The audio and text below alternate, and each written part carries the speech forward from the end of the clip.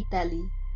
এই নামটা শুনলেই আপনার চোখে ভেসে ওঠে রোমান্টিক শহর, পিৎজা আর কোলোজিয়ামের ছবি। কিন্তু এই একই ইতালির বুকে লুকিয়ে আছে এমন কিছু জঙ্গল যেখানে সূর্য ডোবার পর স্থানীয় মানুষ পা রাখতে সাহস পায় না। এমন এক জঙ্গল যেখানে শতাব্দীর পর শতাব্দী ধরে মানুষ বলে আসছে রাতের বেলা গাছের ফাঁকে ফাঁকে জ্বলে ওঠে অদ্ভুত আলো। কেউ কেউ বলে ওগুলো ডাইনিদের মশাল। বিজ্ঞানীরা আজও এর ব্যাখ্যা দিতে পারেন। আরেকটি জঙ্গল আছে এত পুরনো, এত ঘন যে তার ভেতরে ঢুকলে নাকি সময় থমকে যায়, কম্পাস কাজ করে না, মোবাইল সিগন্যাল হারিয়ে যায়, আর কিছু মানুষ আর কখনোই ফিরে আসে না। আজকের পর্বে আমরা যাচ্ছি ইতালির এমন 5টি জঙ্গলে যাদের রহস্য আজও অমীমাংসিত, যেগুলোর ব্যাখ্যা বিজ্ঞানও দিতে পারেনি। ভিডিওটি শেষ পর্যন্ত দেখুন, কারণ পঞ্চম রহস্যটি এমন এক ঘটনা যা শুনলে আপনার গায়ে কাঁটা দেবে। চলুন শুরু করা যাক। ইতালির উত্তর থেকে দক্ষিণ পর্যন্ত ছড়িয়ে আছে হাজার হাজার বছরের পুরনো অরণ্য। এই জঙ্গলগুলো একসময় পুরো ইউরোপ ঢেকে রাখা বিশাল বনভূমির অংশ ছিল। রোমান সাম্রাজ্যের আগে থেকেই স্থানীয় উপজাতিরা এই জঙ্গলগুলোকে পবিত্র এবং ভয়ের জায়গা হিসেবে দেখত। মধ্যযুগে এসে এই জঙ্গলগুলো হয়ে ওঠে ডাইনি, দৈত্য আর অশরীরী আত্মার গল্পের কেন্দ্রবিন্দু। আর আধুনিক যুগে এসেও বিজ্ঞানীরা, গবেষকরা, এমনকি প্যারানর্মাল বিশেষজ্ঞরাও এই জঙ্গলগুলোর কিছু ঘটনার সঠিক ব্যাখ্যা দিতে ব্যর্থ হয়েছেন। তাহলে চলুন একে একে জেনে নেওয়া যাক সেই 5টি রহস্যময় জঙ্গলের কথা।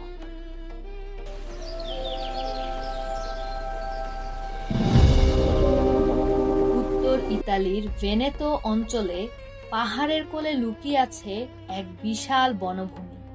নাম তার কানসিলিও।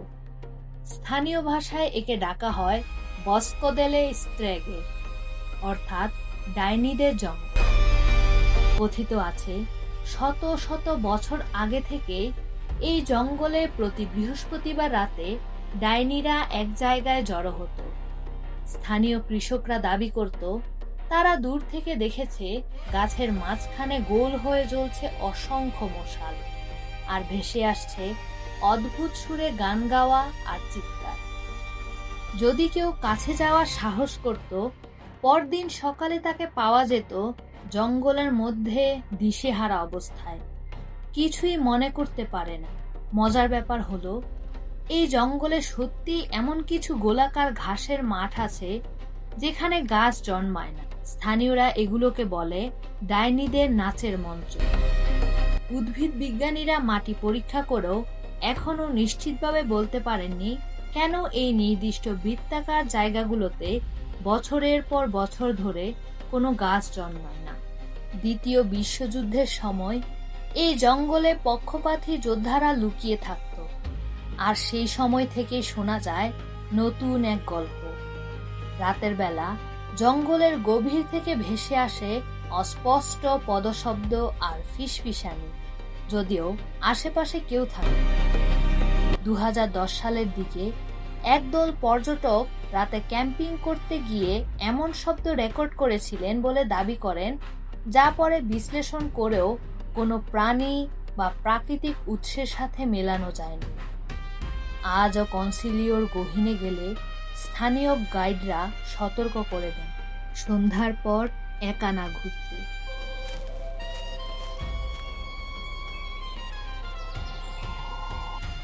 দক্ষিণ ইতালির গার্গানো উপদ্বীপে অবস্থিত ফরেস্তা উম্ব্রা নামের অর্থই হল ছায়ার জঙ্গল।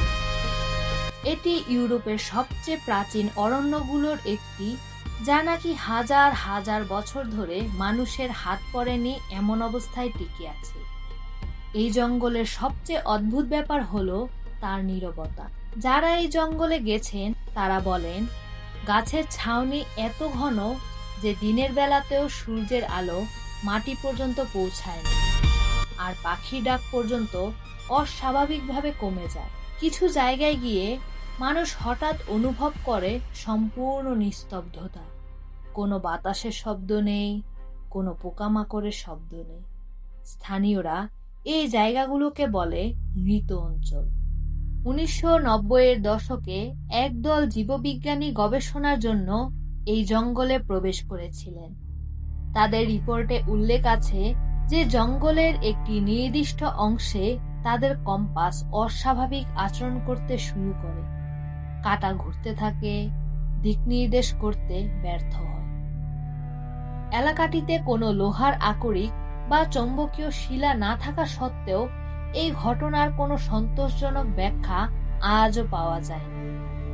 স্থানীয় জনশ্রুতি বলে, প্রাচীনকালে এই জঙ্গল ছিল দেবদেবীর পবিত্র স্থান, আর যদি কেউ অসম্মান করে এখানে প্রবেশ করত, জঙ্গল তাকে গিলে ফেলত, অর্থাৎ সে আর পথ খুঁজে পেত না।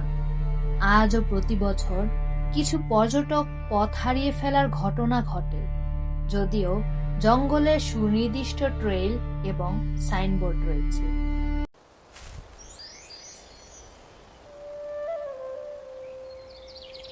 সিসিলি দ্বীপের ট্রাপানি অঞ্চলে অবস্থিত এক ছোট কিন্তু রহস্যময় বন, বস্কো দেলে ফাতে, অর্থাৎ পরিদের জঙ্গল।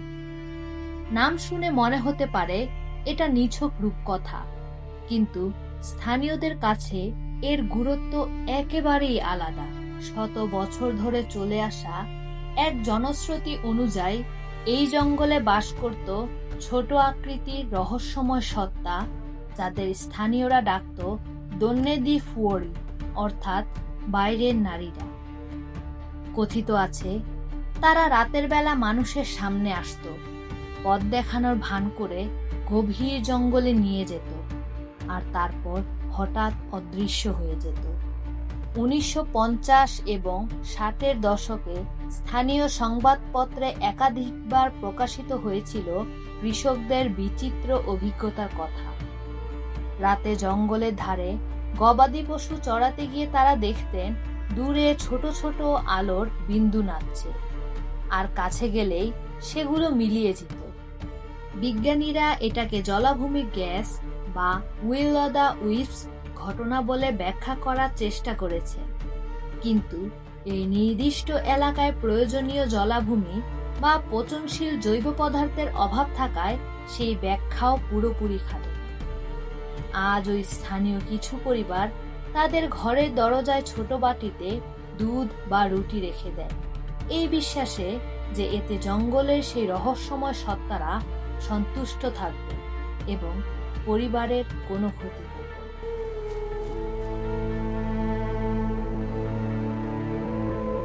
তুস্কানির পাহাড়ে অবস্থিত ভাল্লাম্ব্রোসা জঙ্গল একসময় ছিল এক প্রাচীন মঠের আশ্রয়স্থল। এই জঙ্গল নিয়ে ইতালির বিখ্যাত কবি দান্তে আলিঘিয়েরিও তার লেখায় উল্লেখ করেছিলেন। একে তুলনা করেছিলেন নরকের অন্ধকার বনভূমির সাথে। কথিত আছে শতাব্দীর পর শতাব্দী ধরে এই জঙ্গলে সন্ধ্যা নামলেই শোনা যেত গির্জার ঘণ্টার শব্দ, অথচ আশেপাশে কোনো সক্রিয় গির্জা ছিল না যেখান থেকে সেই শব্দ আসতে পারে। স্থানীয় সন্ন্যাসীরা এই ঘটনাকে ব্যাখ্যা করতেন এভাবে যে বহু আগে একদল সন্ন্যাসী এই জঙ্গলে হারিয়ে গিয়েছিলেন, আর তাদের আত্মা আজও পথ খুঁজে বেড়ায়। 1970-এর দশকে বন গবেষকদের একটি দল গাছের বয়স নির্ণয়ের জন্য জঙ্গলের গভীরে গবেষণা চালাতে গিয়েছিলেন। তাদের নোটবুকে লেখা আছে, নির্দিষ্ট একটি এলাকায় পৌঁছানোর পর তাদের সবার হাতঘড়ি একসাথে বন্ধ হয়ে যায়, আবার জঙ্গল থেকে বেরিয়ে আসার পর স্বাভাবিকভাবে চলতে শুরু করে। এই ঘটনার প্রযুক্তিগত কোনো ব্যাখ্যা আজও পাওয়া যায়। স্থানীয়রা বিশ্বাস করেন এই জঙ্গলের একটি নির্দিষ্ট প্রাচীন ফার গাছের কাছাকাছি গেলে সময়ের অনুভূতি পাল্টে যায়। কারো কারো মতে সেখানে কয়েক মিনিট কাটালেও বাস্তবে কেটে যাওয়া ঘন্টার পর ঘন্টা।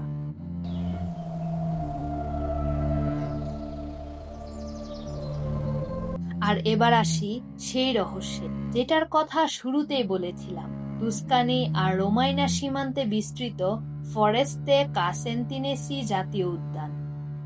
এই জঙ্গলের গভীরে অবস্থিত লা ভেরনা, যেখানে সন্ত ফ্রান্সিস অফ আসিসি তার জীবনের সবচেয়ে রহস্যময় অত্যাধিক অভিজ্ঞতার মুখোমুখি হয়েছিলেন বলে কথিত আছে। কিন্তু এই জঙ্গলের রহস্য এখানেই থেমে থাকেনি। গত কয়েক দশকে এই জঙ্গলে একাধিক মানুষ নিখোঁজ হওয়ার ঘটনা ঘটেছে, যাদের কয়েকজনকে কখনোই খুঁজে পাওয়া যায়নি। স্থানীয় উদ্ধারকারী দলের সদস্যরা জানিয়েছেন, এই জঙ্গলের একটি নির্দিষ্ট অংশে জিপিএস ডিভাইস প্রায় ভুল অবস্থান দেখায়, ফলে উদ্ধার অভিযান কঠিন হয়ে পড়ে। সবচেয়ে চাঞ্চল্যকর ঘটনা ঘটে কয়েক বছর আগে, যখন এক অভিজ্ঞ হাইকার জঙ্গলের গভীরে ঢোকার পর হঠাৎ যোগাযোগ বিচ্ছিন্ন হয়ে যায়। 3 দিন ধরে ব্যাপক তল্লাশি চালানোর পরও তাকে খুঁজে পাওয়া যায়নি। চতুর্থ দিনে তিনি নিজেই জঙ্গলের একেবারে এক প্রান্তে বহু কিলোমিটার দূরে হেঁটে বেরিয়ে আসেন, অথচ তার নিজের কোনো স্মৃতি ছিল না তিনি কিভাবে সেখানে পৌঁছালেন। তিনি শুধু বলেছিলেন তার মনে হচ্ছিল যেন কেউ তাকে পথ দেখাচ্ছিল, কিন্তু তিনি কাউকে দেখেন না। এই ঘটনার পর থেকে স্থানীয় প্রশাসন জঙ্গলের ওই নির্দিষ্ট অংশে নতুন সতর্কীকরণ চিহ্ন বসিয়েছে। বিজ্ঞানীরা একে স্থানীয় চৌম্বকীয় অসঙ্গতি বলে ব্যাখ্যা করার চেষ্টা করেছে, কিন্তু বিস্তারিত জরিপে এখনো কোনো নিশ্চিত কোনো কারণ পাওয়া যায়নি। আজ এই জঙ্গলে প্রবেশের আগে স্থানীয় গাইডরা পর্যটকদের একটাই পরামর্শ দেন, নির্ধারিত পথ থেকে কখনো সরে যাবেন না। এই ছিল ইতালির 5টি জঙ্গলের রহস্য: ক্যান্সিলিওর ডাইনিদের নাচের মঞ্চ, ফরেস্তা উমোব্রার নিস্তব্ধতা, বস্কো দেলে ফাতের রহস্যময় আলো, ভাল্লম্ব্রোসার অদ্ভুত ঘণ্টাধ্বনি, আর ফরেস্তে কাসেন্তিনেসির হারিয়ে যাওয়া মানুষের গল্প। বিজ্ঞান আজও এই ঘটনাগুলোর সম্পূর্ণ ব্যাখ্যা দিতে পারেনি। হয়তো এগুলো নিছক কাকতালীয় ঘটনা, নয়তো প্রকৃতির এমন কিছু রহস্য যা মানুষের বোঝার বাহিরে।